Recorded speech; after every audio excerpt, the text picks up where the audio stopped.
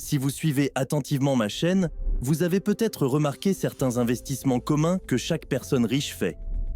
En général, leur achat le plus important est une maison ultra luxueuse, confortable, élégante et surtout isolée.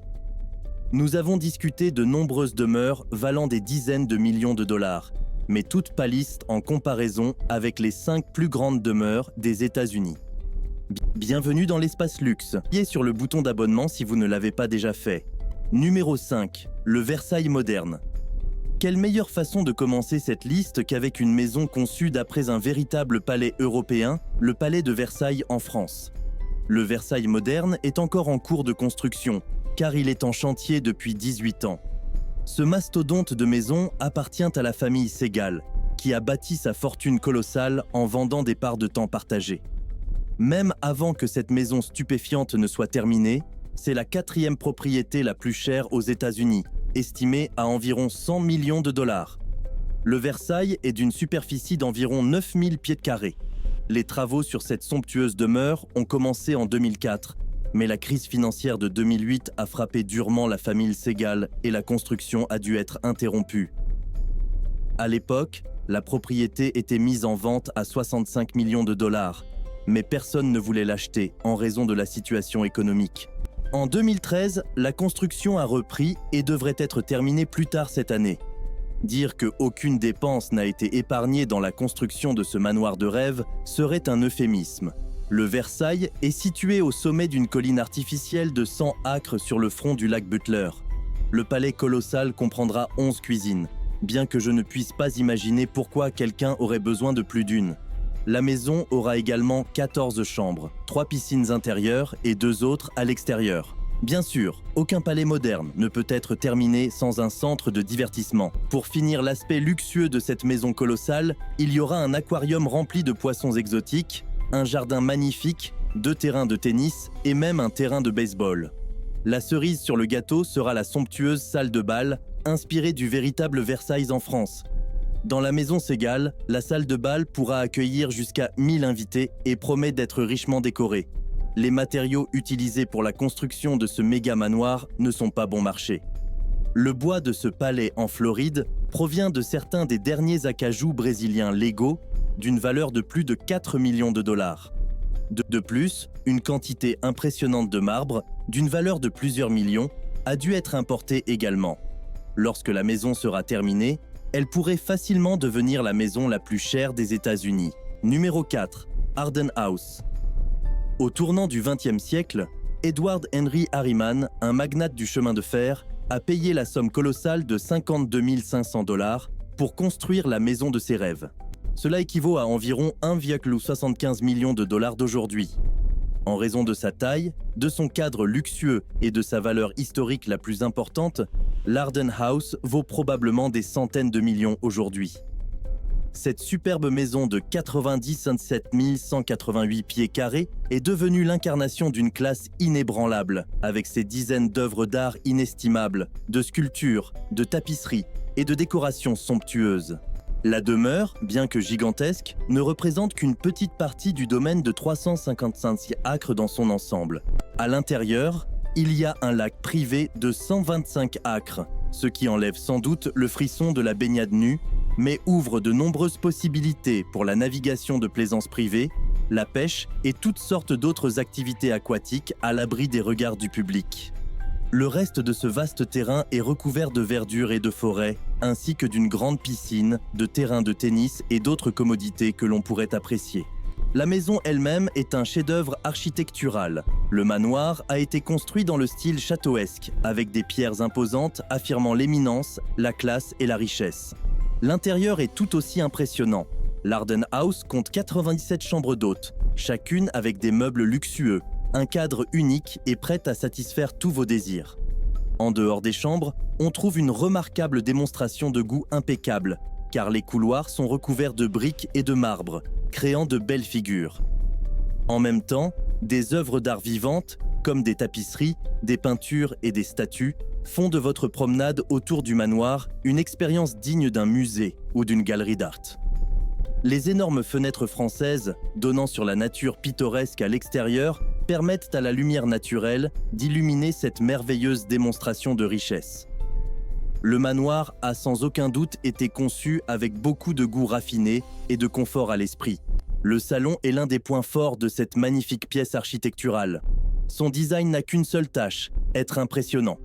Les draperies royales d'un rouge luxueux donnent à cette pièce une ambiance majestueuse. Cependant, la grandeur du design, le travail du bois de chêne et les tapisseries importées, ainsi que le mobilier de designer confortable et l'ambiance relaxante, font de cette pièce l'incarnation de la façon dont la richesse, le goût et la haute classe peuvent créer une œuvre d'art magistrale à partir de n'importe quelle pièce. Il appartient désormais au Centre de recherche sur la conservation de la nature, qui l'utilise pour des conférences et des moments de détente.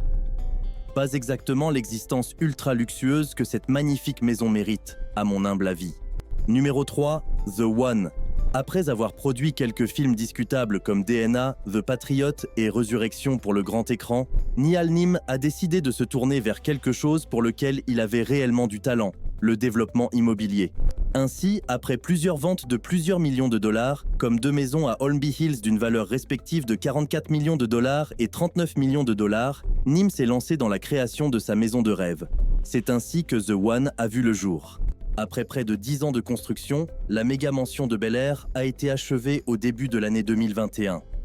L'attente en valait vraiment la peine. La maison de 105 000 pieds carrés est un véritable paradis luxueux avec des décorations somptueuses, des équipements et un confort que seuls des millions de dollars peuvent acheter. The One dispose de 20 chambres, 30 salles de bain, 2 salles à manger massives et une cuisine ultra moderne qui pourrait faire envie même aux restaurants les plus luxueux. Il y a également un garage pour 30 voitures. Bien que ces équipements suffiraient à faire de The One la maison de leurs rêves pour les masses, Nim rêvait plus grand. Il a commandé une cave à vin étonnante dans sa maison, capable de contenir jusqu'à 10 000 bouteilles. Pouvez-vous imaginer la maison d'un millionnaire sans piscine ? Eh bien, The One en a 5. Pour ceux qui préfèrent rester au sec, il y a un bowling, un casino privé et sa propre boîte de nuit. Bien sûr, ce ne serait pas la maison de rêve d'un producteur de films s'il n'y avait pas de cinéma privé. Le seul inconvénient est que vous devrez probablement regarder certains des films de Neham. Croyez-moi, cependant, c'est un petit prix à payer pour avoir la chance de visiter ce chef-d'œuvre architectural. Si tout cela ne crie pas l'extravagance, certaines des murs de The One sont en fait des aquariums remplis de méduses lumineuses. Entendre tout cela serait assez surprenant d'apprendre que la maison a un design strictement minimaliste, avec des murs en marbre et des panneaux de verre. Bien qu'elle vaille plusieurs centaines de milliers de dollars à elle seule, les meubles ne sont tout sauf extravagants, car toute la maison dégage une ambiance propre et soignée. Lorsqu'elle a été terminée, la maison valait un demi-milliard de dollars, ce qui en faisait la maison la plus chère d'Amérique. Cependant, si vous avez commencé à compter les pièces de monnaie dans votre poche pour voir si vous pouvez vous offrir cette maison de rêve, je devrais vous décevoir. Il y a quelques jours à peine, le 4 mars 2022, ce palais a été vendu pour seulement 127 millions de dollars. Numéro 2, Oika Castle. Construit sur le point le plus élevé de la zone privilégiée de Long Island, le château d'Oika est le 2e plus grand manoir d'Amérique. Nommé d'après les acronymes de son premier propriétaire, Otto Hermann Kahn, ce chef-d'œuvre architectural a la taille de 2 maisons blanches. La maison de 109 000 pieds carrés a été construite en 1919 et a inspiré le roman Gatsby le Magnifique, car elle représentait ce mode de vie fabuleux. À l'époque, Otto Kahn a investi l'équivalent de 158 millions de dollars pour créer ce manoir somptueux, où il rassemblait souvent près de 600 de ses amis les plus proches. Aussi absurde que cela puisse paraître. Après la mort de Kahn, la propriété a changé plusieurs fois de main et, à la fin des années 70, le château d'Oika a été abandonné. Gary Melius a sorti cette somptueuse demeure de l'oubli. Pour moins de 1,5 million de dollars, juste 5 ans plus tard, il a investi 37 millions de dollars supplémentaires pour restaurer ce magnifique morceau d'histoire américaine dans sa forme originale. À ce jour, il s'agit de la rénovation la plus chère aux États-Unis. Melius n'a pas lésiné sur les dépenses pour recréer la vision d'Otto Kahn lors de la rénovation, remplaçant toutes les 222 fenêtres et portes par des répliques exactes. De plus, le nouvel propriétaire a dépensé une fortune pour restaurer les sols en marbre et les rampes d'origine. Tout le bâtiment a été fortement influencé par la culture française, un peu étrange pour un banquier d'investissement d'origine allemande au début des années 20. Mais je ne suis pas là pour juger. Une fois que vous avez passé la porte principale, vous verrez un escalier double étonnant avec des rampes en fer forgé inestimables. À ce jour, les rampes sont toujours en place, bien qu'il ait fallu plus de 18 mois pour les restaurer. Aujourd'hui, l'entrée de la maison est une réplique de ce qu'elle était pendant les années folles, avec des lustres à couper le souffle suspendus au-dessus de l'escalier et une décoration élégante tout autour. La salle de bal, où les fêtes se déroulaient du crépuscule jusqu'à l'aube et au-delà, est maintenant un restaurant. Le reste de la maison est un hôtel, où les clients sont traités comme des rois. Dans les 127 chambres, il y a toutes sortes de luxe et de soins. Cependant, l'un des plus grands changements est la nouvelle caverne désignée que le nouveau propriétaire s'est faite pour lui-même. Coûtant environ 200 000 $, cet espace isolé a dû être littéralement taillé dans le béton. C'est maintenant l'endroit préféré du propriétaire Gary Melius. Après tout, c'est le seul endroit où il peut profiter de ses cigares sans se faire crier dessus par sa femme. Gary, cependant, a laissé intacte la majeure partie du château d'Ohika, car la bibliothèque, la salle de classe, le salon, les terrasses et les couloirs restent tels qu'ils ont été construits en 1919. De plus, vous pouvez même faire partie du style de vie somptueux qu'Otokan avait autrefois en passant 1 ou 2 nuits dans ce majestueux manoir. Numéro 1. Biltmore Estate.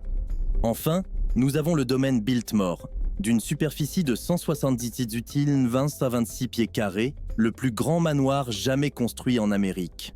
Cette immense demeure est située à Asheville, en Caroline du Nord, et a été construite il y a plus de 120 ans pour accueillir la famille de George Washington Vanderbilt. Alors que les autres maisons de cette liste ont coûté des sommes étonnantes d'argent, le château de Vanderbilt a nécessité toute une industrie pour sa construction. Bien qu'il soit difficile d'estimer le coût de cette entreprise herculéenne, il est sûr de dire qu'il équivaudrait à plusieurs milliards de dollars d'aujourd'hui. Une usine de menuiserie, un four à briques, un chemin de fer et 60 tailleurs de pierre ont dû être construits pour que ce palais somptueux voie le jour. Plus de 1000 travailleurs ont travaillé chaque jour pendant 3 ans pour créer ce magnifique morceau d'architecture. La grandeur de ce manoir époustouflant peut être admirée avant même d'y mettre un pied. La façade est ornée de sculptures, de gargouilles, de trèfles, de sculptures enroulées et bien plus encore. Cependant, cela pâlit en comparaison de l'escalier principal, où une balustrade en colimaçon décorée de 3 étages de haut, avec des statues de Saint-Louis et de Jeanne d'Arc, est située. Le célèbre sculpteur autrichien Karl Bitter a lui-même sculpté les sculptures. Les 125 000 acres de parcs environnants, de jardins et de paysages ont été confiés à Friedrich Lord Olmsted, le concepteur de Central Park à New York. En plus des jardins aménagés, il y a une salle de thé en plein air, une serre, des fontaines, des écuries, plusieurs étangs et un lagon qui servait autrefois de lieu de pêche et de canotage. Si vous êtes impressionné par l'extérieur, attendez de rentrer. Le jardin d'hiver à lui seul vaut autant qu'une maison entière à Asheville, avec son design unique, ses décorations à couper le souffle, ses fleurs rares et la fontaine en bronze inestimable avec des oies volées par un garçon.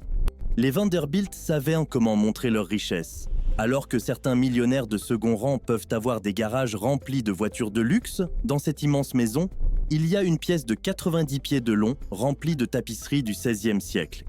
Pas aussi voyant, j'en conviens, mais certainement un meilleur investissement, car ces tapisseries sont désormais pratiquement inestimables, tout comme les 10 000 livres répartis en 8 langues dans la bibliothèque. Ce n'est pas simplement une pièce, mais un modèle d'exposition à part entière. La bibliothèque de 2 étages de haut est comme sortie d'un conte de fées ou d'un livre Harry Potter. Les détails baroques, la magnifique cheminée et les meubles inestimables font de cette pièce un paradis pour tout amateur de livres. Au Biltmore, vous pouvez trouver l'un des plus grands lustres du monde. La pièce d'art artisanale de 4 étages de haut qui contient 72 ampoules pend à côté de l'escalier principal. Bien sûr, l'une des pièces les plus somptueuses de ce château est la chambre principale. Tout comme dans les châteaux européens, la chambre de George était reliée à celle de sa femme. Ce qu'il faisait la nuit, je vous laisse le soin de l'imaginer. Néanmoins, les 2 chambres sont un témoignage de la classe et du goût inébranlable de Vanderbilt, avec des meubles au design unique, des décorations à couper le souffle et des œuvres d'art élégantes accrochées au mur. Passer en revue les 250 chambres et expliquer en détail toutes les somptueuses décorations et les meubles stupéfiants prendrait environ 1 mois environ. Le manoir compte 35 chambres à coucher, 43 salles de bain et plusieurs immenses lustres suspendus au plafond magnifiquement décorés de 70 pieds de haut. Pas l'endroit le plus sûr pour manger, à mon avis, mais certainement l'un des plus élégants.